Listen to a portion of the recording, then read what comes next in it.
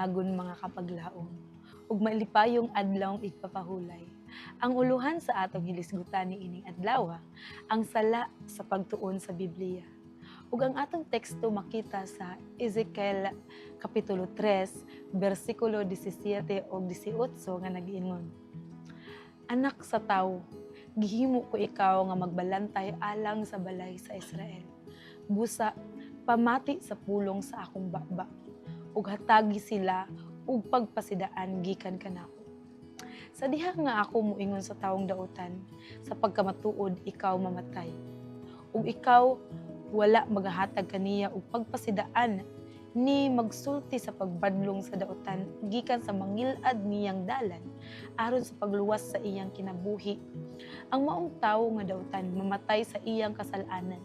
Apan ang iyang dugo pagapaninglon ko diha sa imong kamot.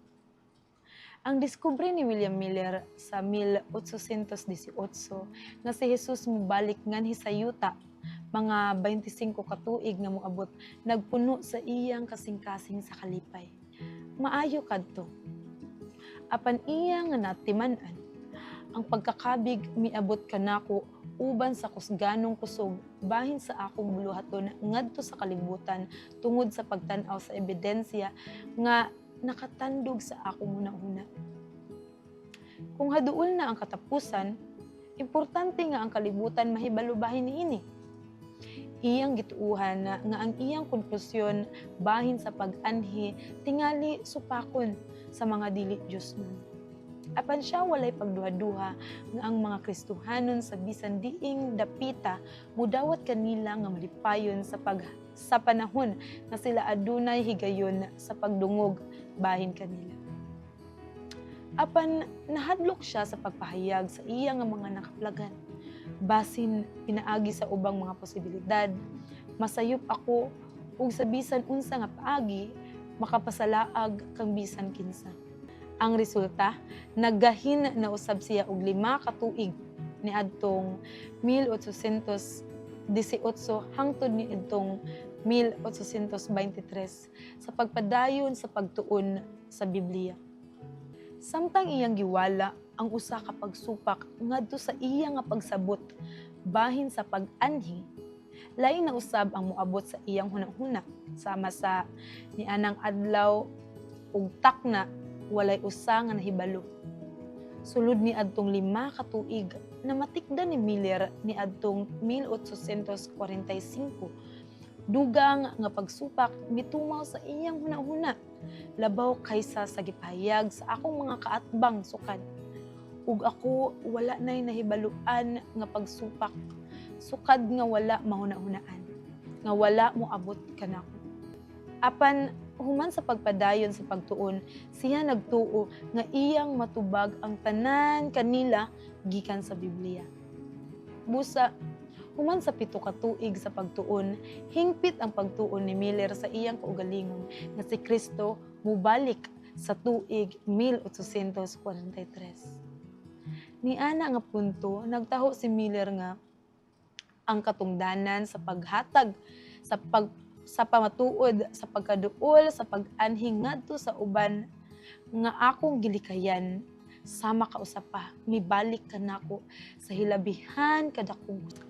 Ang sangputanan nagsugod siya og sulti sa dugang kadayag bahin sa iya nga mga baruganan sa tinago nga mga panagsulti sa iya nga mga silingan ug sa ministro. Apan sa iyang katingala, yutay ra kaayo ang naminaw uban sa bisan unsa nga kasibot. Nagpadayon si Miller pagtuon sa Biblia. Apan sa dugang niya, nagdugang usab ang iyang pagbati sa iyang buluhaton sa pagsulti sa uban. Lakaw ug sultihi ang kalibutan sa ilang peligro. Ang mensahe nga nagasamo kaniya adlaw ug gabii. Apan mao kadto nga katapusang butang ang iyang gusto buhaton. Inyo nga makita, sama sa kadaghanan kanato, nahigugma si Miller pagtuon sa Biblia. Apan nakulangan siya og handom sa pagbuhat sa bisan unsa nga butang. Mao kana ang sala sa pagtuon sa Biblia. matintal kita nga tanan sa paghimo ni ini nga usa ka tumong inay nga mahimong paagi sa pagdasig ngadto sa pagbuhat. Mag-ampo ta mga kapaglabi. Among amahan nga balaan, nagpasalamat kami nga kanimo ni ining adlaw ipapahulay. Ikaw naghatag ka namong tinud-anay nga kapahulayan, amahan. Ug niining taknaa, nagpasalamat kami sa mensahe nimo nga ni kanamo pinaagi sa kinabuhi ni William Miller.